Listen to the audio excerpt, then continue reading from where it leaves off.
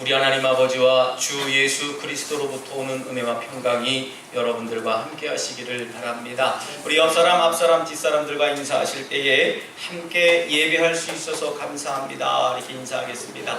함께 예배할 수 있어서 감사합니다. 아멘. 함께 예배할 수 있음이 감사합니다. 다시 한 번 더 인사 나누실 때에는 내 옆에 앉아줘서 감사합니다. 이렇게 인사하겠습니다. 내 옆에 앉아주셔서 감사합니다. 아멘. 옆에 누가 앉았는가에 따라서도 예배의 성공이 좌우됩니다. 그러니까 여러분들 옆에 사람이 졸면은 쿡 찌르셔야 돼요. 그렇기 때문에 졸지 못하도록 여러분들 파수꾼의 역할을 해야 되고, 눈만 조금 5초 이상 감으면 조는 거예요. 그러니까 여러분들 그렇다고 옆 사람들 우리 의식하면서 살 수는 없지만, 옆 사람 고개가 떨어지고 다른 데를 보고 있다 하면 여러분들이 옆 사람이 예배에 성공할 수 있도록 여러분들이 함께 도와줘야 될 줄 믿습니다. 세상을 살면서 어떤 사람을 친구로 삼는가 참 중요한 일이 아닐 수가 없습니다. 노는 것을 좋아하고 또 음주가무를 즐겨하며 허송세월을 하는 친구들을 만나보면 어느새 내 자신도 나태해지고 게으름에 빠지게 됩니다. 반대로 하루하루 충실하게 인생을 살아가고 또 그런 친구들을 만나서 교류하다 보면 제 자신도 치열하게 살아가는 것을 깨닫게 돼요. 날마다 내 자신도 발전하는 삶으로 변화되려고 노력하는 중에 살아가게 되기도 합니다. 특히 오늘 함께 예배하는 우리 청년들, 이 청년들 술자리와 또 스터디, 공부의 약속이 많아지는 그런 시기가 될 텐데, 어떤 사람들을 만날지는 여러분들이 심사숙고해서 잘 결정해야 될 줄 믿습니다. 여러분, 인천에 이제 한낮에 건장한 청년이 제가 이렇게 좀 만나봤어요. 제가 아는 친구들은 아닙니다만은 엘리베이터를 타고서 어떤 상가에서 내리려고 그러는데 요즘 PC방이 얼마나 잘 돼 있는지 모르겠습니다. 그 층 전체가 PC방이에요. 근데 3명의 건장한 대학생인 것 같은데 이제 방학을 맞이해서 이제 친구들이 만났나 봐요. 점심을 먹지도 않고 지들끼리 이렇게 섰는데 어느 층을 가나 이렇게 봤습니다. 그리고 무슨 얘기를 하나 좀 가만히 들어봤어요. 이 3명의 이 건장한 남자 청년 셋이서 무슨 게임을 할까 고민을 하면서 엘리베이터 버튼을 누르고 있는 겁니다. 여러분, PC방이 나쁜 게 아니라 저는 그 생각이 들었어요. 멀쩡한 청년들이, 지금 다른 청년들이나 다른 사람들은 치열하게 자기 학비를 벌든지 용돈벌이를 하든지 아니면 산업전선에서 이 삶을 이어가든지 할 텐데, 그 시간에 거기에 가서 PC방에서 게임을 할 생각을 하고 있으니 이 나라와 민족이 어떻게 변화가 될까 과히 걱정 아닌 걱정을 나름대로 보게 됐습니다. 여러분, 아무런 고민 없이 그저 누구가 만나잔다고 해서 여러분 무조건 약속을 잡아서 만나다가는 얼마 안 가서 몸도 상하고 마음도 상하고 시간도 허비하면서 여러분 결국은 주머니만 가벼워지는 삶을 살게 될 수 있습니다. 조선시대 최고의 인성교과서라고 하는 명심보감에 보면 술 먹고 밥 먹을 때 형이니 동생이니 하는 사람들을 주식 형제라고 이야기합니다. 술 먹고 밥 먹을 때만 형 동생 아우 동생 하는 사이라는 거예요. 반대로 어렵고 힘들 때 끝까지 있어지는 친구를 금난지봉이라고 이야기합니다. 급하고 어려울 때 힘이 되어오는 친구라고 뜻이죠. 정말 씁쓸한 구절이 아닐 수가 없습니다. 그토록 평소에는 내 옆에서 자랍니다. 나의 모든 삶을 다 아는 것처럼 이야기해주고 내 고민을 들어주기도 하는 것처럼 그럽니다. 근데 막상 내게 어려운 시련이 닥쳐지게 되면 안면몰수를 하면서 더 나아가 오히려 나를 궁지로 문다면 그로 인해서 얻는 절망감과 좌절감은 아마 말로 표현할 수 없으리라 생각합니다. 사람은 변덕이 심한 존재라 간사하고 또 연약한 존재라 좋을 때는 마치 자신의 모든 것, 간이며 쓸개며 모두 다 빼어줄 것처럼 살아가지만 날씨가 추워져 봐야 소나무, 잣나무가 추운 겨울에 시들지 않는다는 것을 아는 것처럼 어려워져 봐야 정말 저 친구가 진정한 친구인지 아니면 허울만 있는 친구인지를 알 수 있다라고 하는 겁니다. 오늘 본문에 등장한 두 사람의 만남을 통해서 하나님의 역사가 어떻게 이루어지고 또한 하나님의 나라가 어떻게 세워지는지를 좀 깨달아 보려고 합니다. 여러분, 하나님은 은혜의 하나님이시고 우리에게 은혜를 베푸시기를 즐기는 분이심을 믿으십니까? 여러분, 그러나 아무에게나 은혜를 베푸시지는 않으신다는 거예요. 우리가 하나님의 은혜를 받으려면 말씀을 사모하고 그 말씀에 집중해야 된다는 것입니다. 하나님은 누구에게나 은혜를 베푸시고 어떻게 은혜를 베푸시는지를 통해서 우리도 은혜 받는 믿음을 소유하고 또 축복의 통로로 쓰임받는 복된 인생이 되시기를 주님의 이름으로 축복합니다. 오늘 본문에 나오는 사람 고넬료, 이 고넬료는 어떻게 해서 하나님의 은혜를 받을 수 있었겠습니까? 오늘 4절 말씀에 보면은요, 너의 기도와 구제가 하나님 앞에 상달되어 하나님께 기억하신 바가 되었다 라고 기록하고 시작합니다. 다시 말씀드리면 하나님께서 기억하시는 제사를 고넬료가 드리고 있었다는 거예요. 여러분, 우리는 반대로 살아가는 경우가 너무나 많습니다. 하나님, 내게 축복 주시면 그때 하겠습니다. 내게 복 주시면 그때 내가 가능합니다. 하지만 지금은 내가 준비 중에 있으니 안 돼요 하는 경우가 너무나 많아요. 고넬료는 충분히 준비하고 있었던 사람입니다. 우리의 기도와 구제라는 경건함이 하나님 앞에 예배가 되고 하나님은 그것을 잊지 않고 반드시 기억하셨다라고 하는 사실이에요. 여러분, 경건이 뭐라고 생각하십니까? 경건은 하나님을 두려워하는 겁니다. 사람보다 하나님을 두려워해야 그것이 진짜 믿음이에요. 믿음은 하나님을 공경함으로 인해서 그분을 두려워해서 언약의 말씀대로 살아가는 것이 믿음이에요. 무조건 덮어놓고 믿고 말씀을 믿고 그것이 믿음이 아니라 정확한 말로 하면 하나님을 공경함으로 인해서 그분을 두려워하고 언약의 말씀대로 살아가는 사람이 믿음 있는 사람이다 라고 하는 거예요. 고넬료가 하나님의 은혜를 입은 이유가 뭡니까? 하나님을 경외하는 경건함 때문인 줄 믿으시기 바랍니다. 하나님을 경외하는 경건 때문에 하나님의 은혜를 입은 사람이에요. 여러분, 경건은 함은 우리들의 삶의 자세와 태도에도 아주 중요한 지표를 그려줍니다. 고넬료가 하나님을 경외하는 경건한 삶을 살았더니 그의 삶은 세상의 빛이 되었습니다. 고넬료의 삶은 구제하는 삶이었습니다. 인색하게, 아니 억지로 나누는 것이 아니라 아주 자발적으로 즐겁게 후하게 나누어주고 구워주고 베푸는 삶을 살았던 사람이었습니다. 여러분, 한번 스스로에게 물어보시기 바랍니다. 내가 부자가 되려고 하는 이유가 뭡니까? 여러분, 우리가 부자가 되려고 하는 이유가 뭐예요? 여러분, 돈 버는 이유가 뭡니까? 자녀들 주시려고요? 아니면 병원에 갖다 드리려고요? 약 사서 잡수시려고요? 여러 가지가 이유가 있겠습니다만은 궁극적으로 돈을 버는 이유가 뭐냐라고 하는 거예요. 우리 요한 웨슬리 목사님은 말씀하십니다.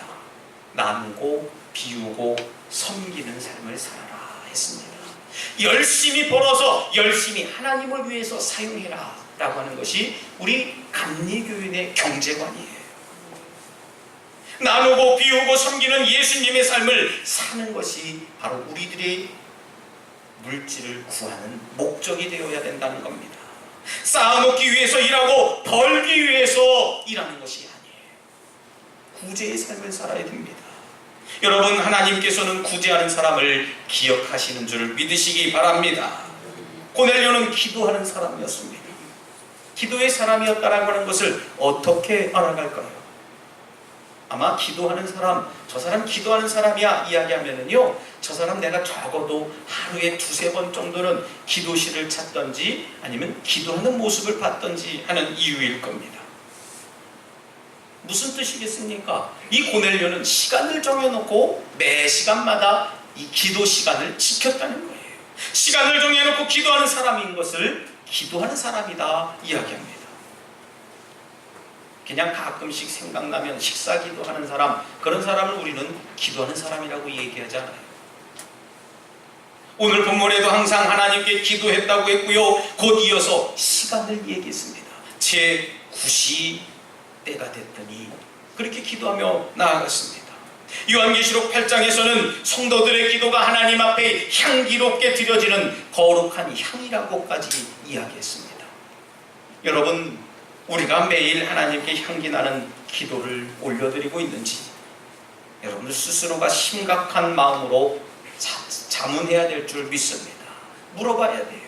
나는 정말 치열하게 하나님께 기도하고 묵상하고 있는지. 고넬료는 악한 시대에 걸맞지 않은 아주 드물게 거룩한 사람이었습니다. 경건한 사람이었어요. 온 가족이 하나님을 경외하며 하나님을 섬겼던 사람입니다. 자기 혼자만 믿은 사람이 아니라는 겁니다.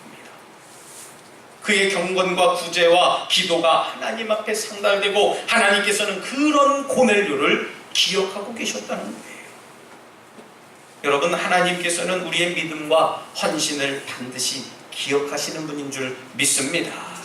하나님께 대한 믿음뿐만이 아니라 사람에 대한 섬김도 반드시 기억하고 알고 계신다는 거예요. 여러분, 하나님을 경외하는 사람은요, 이웃도 사랑합니다. 믿습니까? 하나님을 경외한다, 하나님을 섬긴다 하면서요, 이웃과 늘 분쟁을 일으키고 이웃을 늘 미워하고 그 사람만 나타나면 싸움이 일어납니다. 여러분, 그건 문제 있는 삶입니다. 하나님을 경외한다면요, 이웃들과의 관계도 완만한 관계를 이루어가야 된다는 거예요. 신앙이 좋다면서 대인관계가 나쁜 건 모순입니다. 여러분, 하나님 사랑과 이웃 사랑이 바로 십자가의 정신임에도 불구하고 우리는 십자가 따로, 내 삶 따로, 교회 따로, 내 믿음 따로, 저 세상 사람 따로 그렇게 살아가는 경우가 있어요. 이렇게 살아가는 고넬료에게 하나님께서는 큰 은혜를 주셨습니다. 어떤 은혜를 주셨습니까? 하나님께서는 베드로를 준비해 주시고 고넬료라고 하는 사람을 만나게 했어요. 그리고 하나님의 나라를 위해서 위대한 일을 만들어 가시기 위해서 기적을 시작하게 되었습니다. 여러분, 내가 준비되면 하나님은 반드시 사명자를 붙여주시는 줄 믿습니다. 그 능력자들을 내게 보내셔서 하나님의 일을 감당하는 데에 수월하게 만드신다는 거예요. 그렇기 때문에 이 만남이라고 하는 것이 얼마나 중요한 일입니까? 오늘 우리가 이렇게 만나서 예배하는 것 참 중요하고 기쁜 일이 아닐 수가 없습니다. 아마 세상적으로 말하면 그냥 스쳐 지나가는 인생들 아닐까 생각해 볼 수 있어요. 세상에 가요도 있지요. 옷깃을 스쳐도 인연이라고 했다 했는데, 저는 노사연 씨를 좋아하는 이유가 그 만남이라는 노래 때문에 그래요. 우리 만남은 우연이 아니라고 했습니다. 여러분, 우연히 만났습니까? 우리 하나비전 교회 청년들 우연히 만났습니까? 그렇지 않아요. 하나님이 분명히 예비해 주셨고 저들의 발걸음을 이 먼 바다 건너까지 이끌어 주시고 또 그들의 발걸음을 옮겨 주셨다는 겁니다. 하나님은 우연한 만남을 허락하시지 않는 분이세요. 하나님은 섭리와 계획하심 속에 우리가 서로 만나고 교제하고 사랑하며 섬기게 만드신 분이라는 사실입니다.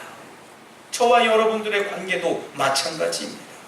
우연히 어쩌다 만난 인연이 아니라 하나님의 계획하심 속에 하나님이 우리를 만나도록 그렇게 하나님의 각본을 우리들에게 허락하셨다는 거예요.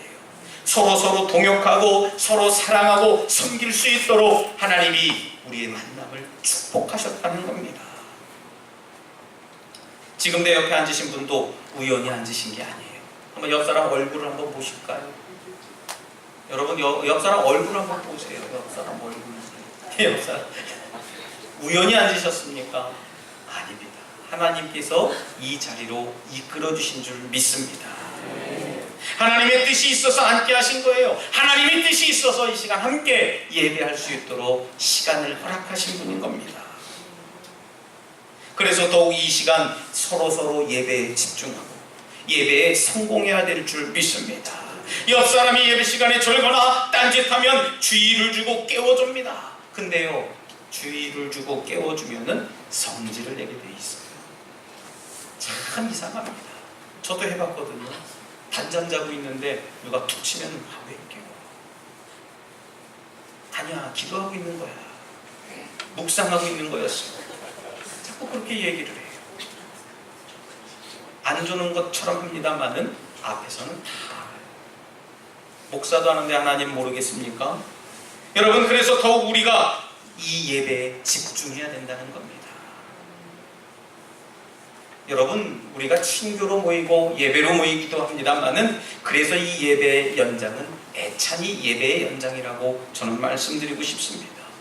애찬은 예배의 연장이에요. 예배만 드리고 가지 마시고 꼭 애찬하고 또 서로 나누고 섬기고 사귀는 그런 시간이 반드시 필요하다는 겁니다. 고넬료는 베드로를 만났을 때에 더욱 경건한 삶을 살게 됐습니다. 베드로를 만나서 동역할 때에 하나님의 역사가 그 삶 가운데 임한 줄 믿습니다. 여러분, 우리는 행여 교회 안에도 내 마음에 들지 않는 사람들이 있다 할지라도 주님의 복음 안에서 함께 사랑과 능력으로 하나님의 나라를 아름답게 갖고 나가야 할 이유가 있습니다. 하나님께서 일하시는 방법은 천사를 우리들에게 보여주시는 게 아니에요.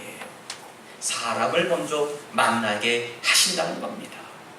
하나님께서는 고넬료에게 베드로를 만나게 하셔서 그 가정뿐만 아니라 그에게 속한 모든 하인들까지도 심지어 복되게 하셨다는 것을 믿으시기 바랍니다. 하나님을 만나면 내 가족뿐만 아니라 나로 인해서 내 주변 사람들이 복된 사람이 되는 거예요. 여러분, 한번 생각해 보세요. 나하고 동업하는 사람이 있다고 여러분들 한번 생각해 보세요. 나하고 동업하는 사람이 잘 되겠으면 좋겠습니까? 망했으면 좋겠습니까? 어떤 사람들은 나만 돈 벌어야 되니까 저 사람 망하고 나만 잘 됐으면 좋겠습니다 이야기하고 생각하시는 분들이 계실까봐 말씀을 드리는데요. 여러분, 나하고 동역하는 사람, 나하고 동업하는 사람이 더 잘 돼야 돼요. 왜 그러냐 하면 그래야 소문이 나거든요. 야, 저 사람하고 동업하면은 무조건 성공해. 그런 이야기가 나와야 됩니다. 우리 청년들도 잘 들으셔야 됩니다. 쟤하고 공부하면은 공부가 안 된대요. 좀 지나간 이야기입니다만은 우리 감리교회에서 목사가 되려면 주내원 3년 동안 시험을 치릅니다. 우리 전도사 때부터 계속 시험을 치러요. 성경고사, 신학고사, 또 교리와 장정고사를 치릅니다. 이 다른 것에서는 그래도 어느 정도 신학 교육을 한 10여 년 들었으니까 신학을 어느 정도 이야기를 쓸 수 있어요. 근데 제일 문제가 뭐냐면 성경고사예요. 성경고사도 객관식이라고 하면 뭐 볼펜을 굴리든지 침을 탁 튀겨서 하든지 4번 쓰든지 계속 4번으로 계속 긁어도요 몇 개는 맞을 수 있어요. 근데 그 문제는 뭐냐 하면 한 50%는 암송절이 있습니다. 아무리 객관식 100점을 맞아도요 주관식을 하나도 쓰지 못하면 떨어지는 겁니다. 제 신학교 동기 목사님이 있어요. 지금 강화에서 목회하시는 분인데 이름을 얘기하면 창피하니까 제가 이름은 얘기 안 할게요. 처음에 저보고 얘기를 해요. 아, 형님 이쪽으로 와서 같이 시험 보세요. 그랬더니 나 너 옆에 안 앉아. 그러면서 이제 다른 데로 앉으시더라고요. 저보다 이제 연세가 많으니까 그렇게 형님 불렀습니다만은. 그래서 시험 시간 다 끝나고 이제 바깥에 나가서 여담을 나누는 거예요. 아, 그랬더니 오더니 요번시는 왜 이렇게 힘드냐 그러고 뭐 모른다 그러고 왜 어렵냐고 그래요. 그래서 내가 아니 형님 이 정도도 못하면 무슨 시험을 치릅니까? 그랬더니 야, 너는 공부를 했으니까 뭐 어쩌고저쩌고 그렇게 얘기를 해요. 공부 안 했어요? 했더니 했다는 거예요. 그래서 그럼 왜 그렇게 그랬습니까? 그랬더니 나중에 들어보니까 자리를 잘못 잡은 겁니다.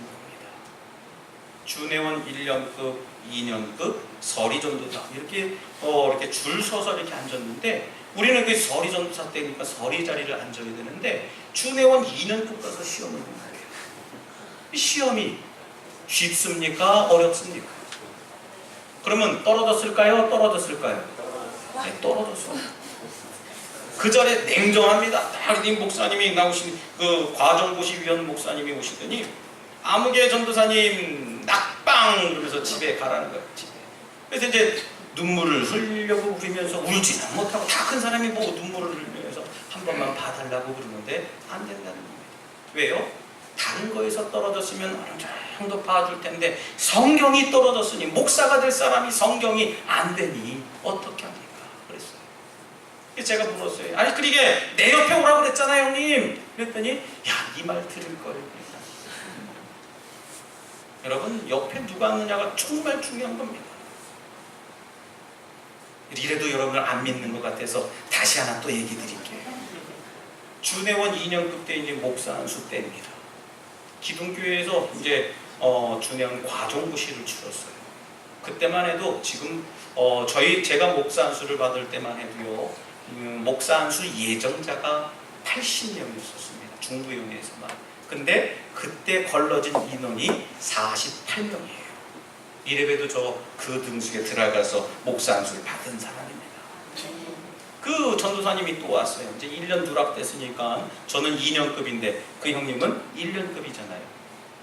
형님 공부 좀 하셨어요? 그랬더니 야 말도 마라. 쟤 때문에 나 공부 못했대요. 누구 때문에? 그랬더니 그 옆에 있는 자기 친구예요. 아 왜 그 형님 때문에 못했습니까? 그랬더니 야 찜질방에서 자면서 공부하는데 코만 골고 자더래요. 공부해야 되는데. 아니 그러게 왜 저런 사람하고 다녀요? 그랬어요.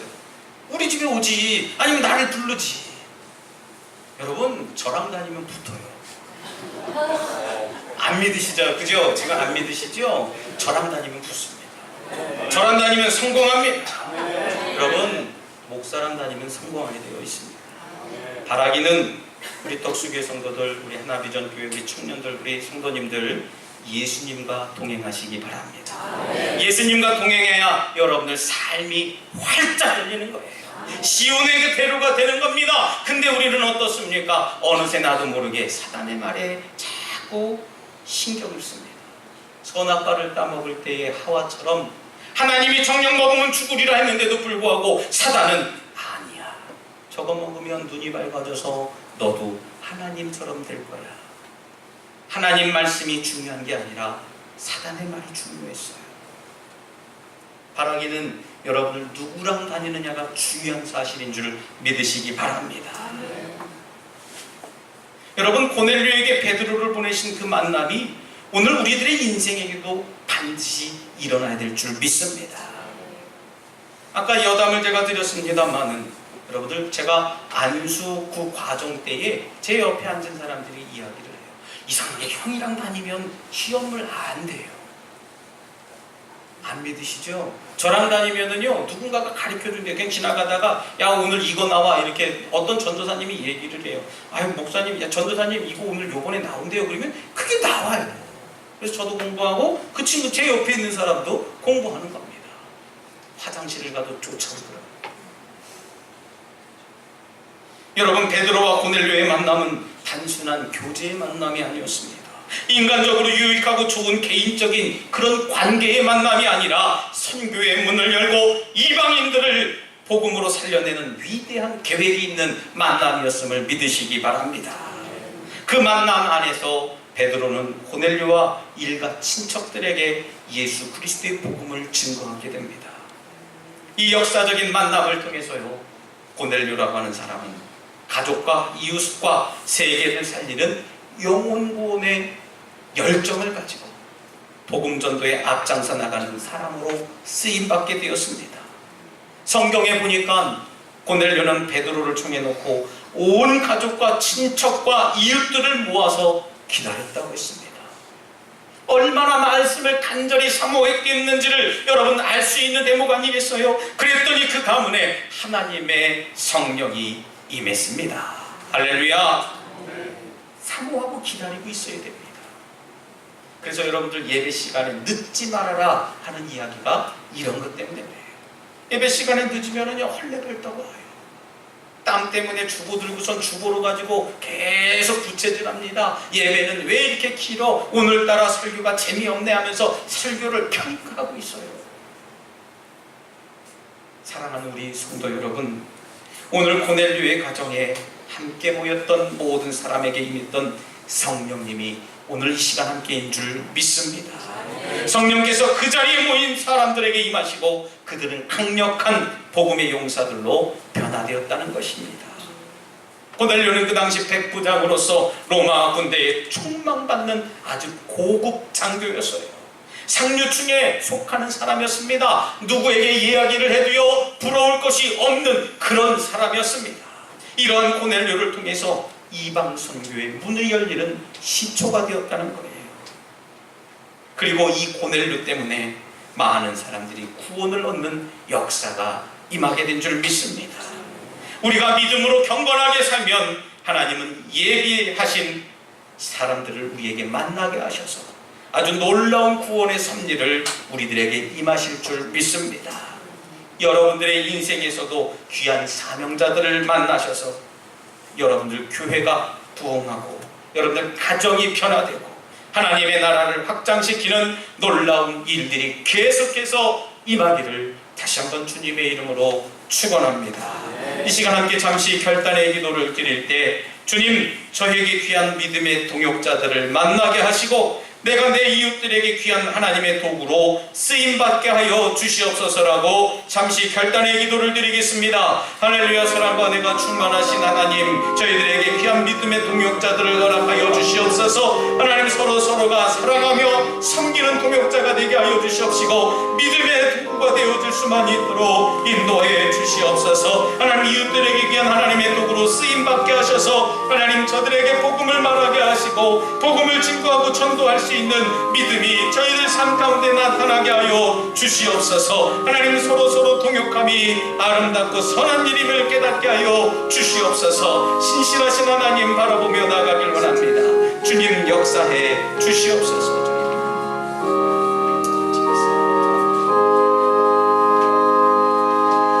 전능하신 하나님 감사합니다. 저희들이 서로 만나 동역함이 하나님의 귀한 섭리와 계획하신 것인 줄 믿습니다.